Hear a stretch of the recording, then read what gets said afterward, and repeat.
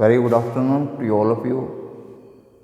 I welcome you all to my YouTube channel, Mechanical Engineering Lecture Series, and myself, Dr. M.H. Chennaya, former Professor of Mechanical Engineering at M.S. Ramaya Institute of Technology, Bangalore. Friends, in today's session, we are going to learn about the application of this Leibniz theorem, wherein the forces are meeting at a common point, that is concurring at a point. The question for today's session reads like this: three weights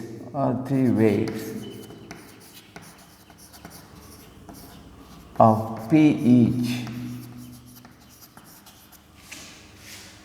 are supported symmetrically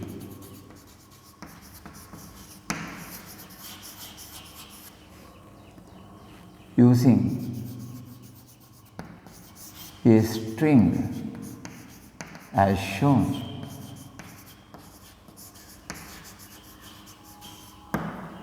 Determine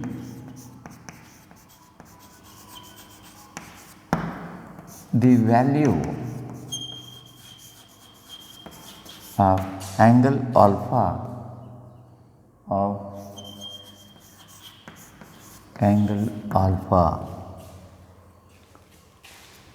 Friends, in this question, this is the string to which these loads are suspended. There is symmetry, the symmetry to the left of the C and to the right of the C. All these gaps are same. And now he says to find out what should be the angle alpha for this system of forces. Friends, there are two parts in this. If you just observe closely in this problem, because of symmetry, the tension in AB is equal to tension in ED, tension in BC equal to tension in CD, because of the symmetrical arrangement in the loading in the force system. Friends, now let us split this question into two parts, and we will have the node B first and then take C. So, we will consider the point B and show all the loads acting at this point. So, friends, here if you write down this point B, you have the weight P acting downward. I will show it as P here at B, and there is tension in this string, and we will call this tension AB, tension in the string AB, TAB we will call it, tension in AB, and this angle is 60. So, this angle will be very obviously 60, and I will show this angle as 60. Friends, similarly BC is at an angle here. So, I will just mark this BC, say angle alpha, which is to be found out. I will call this as tension in BC. So, if you are able to find out these two, tension in AB, tension in BC, then you are going to get this expression for alpha, or the numerical value for alpha. Friends, let us find out what are these values of tension in BC and tension in AB. And if you just look at the free body diagram and apply this Leibniz equation, friends, we have got this P load acting downward divided by the angle between the other two forces is, how much is this? This is 30, this is 90, this is alpha. I can say P divided by sine of how much? Alpha plus 30 plus 90, that is sine 120 plus alpha, that is balanced by tension in AB divided by the angle between the other two forces. The other two forces are this tension in BC line and this P line. This is 90 minus alpha. I will say this is sine of 90 minus alpha, which is again given by tension in BC divided by sine of, what is this angle? If it is BC, the angle is this much, that is 60 plus 90, sine of 150 degree, sine of 150. Friends, I will just remove this. Let us simplify these, friends. So, our total aim is to find out what is the value of alpha in this particular problem, because the loads are given in terms of P, some definite quantity. So, friends, if you take this P and this, let us see what happens.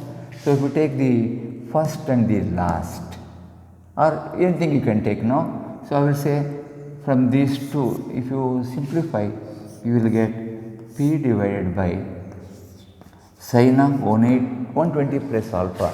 You have to use the formula, and you should also be very strong in trigonometric relations.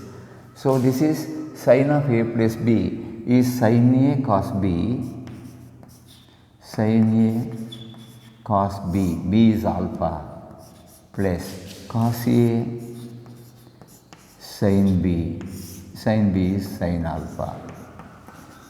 Is this expansion is given by the equation tension in AB divided by sine of 90 minus alpha.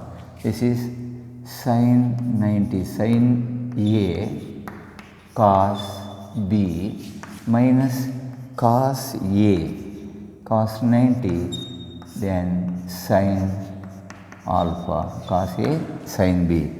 Friends, if you see, if you just simplify, you know the value of sin 120, cos 120, sin 90, cos 90 is 0, this equation goes off.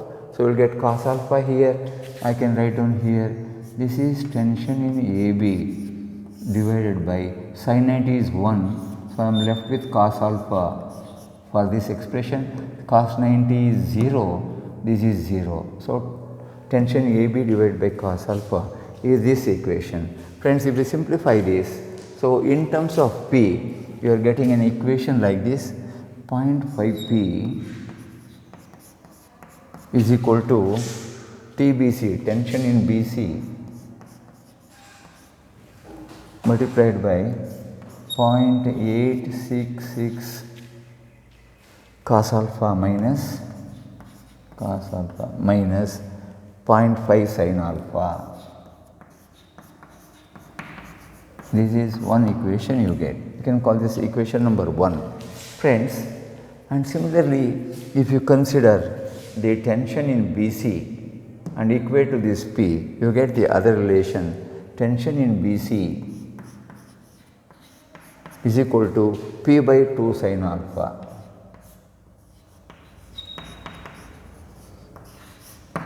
So, friends, you have got two equations.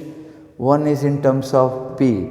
So, here you can put the value of this tension in BC, simplify, and finally, friends, when you simplify this, you get the final equation in terms of sin alpha and cos alpha, and that reads like this.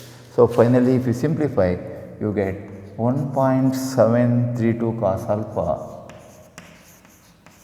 alpha is equal to 3 sin alpha. So, you got sin alpha and cos alpha, and you can rewrite this as sin alpha by cos alpha, which is equal to tan alpha is equal to sin alpha by cos alpha. Tan alpha is equal to 1.732 divided by 3. Friends, you can take inverse of tan, or you can say alpha is equal to tan inverse of this expression 1.732 divided by 3, and this value alpha works out to 30 degrees. So, friends, in this system, when this angle is 30 degree, you will be able to get the system in equilibrium. Friends, once you have the value of this alpha, you can substitute this and get all these tensions in AB, which is equal to tension in AD, tension in BC equal to tension in CD, because you are going to get all these in terms of alpha and the value of P. Friends, I hope that you all followed this problem on this application of Lami's theorem. If you have followed, do not fail to subscribe to my channel. You send the information to all your friends. Have a very good day. Thank you, friends. Thank you very much.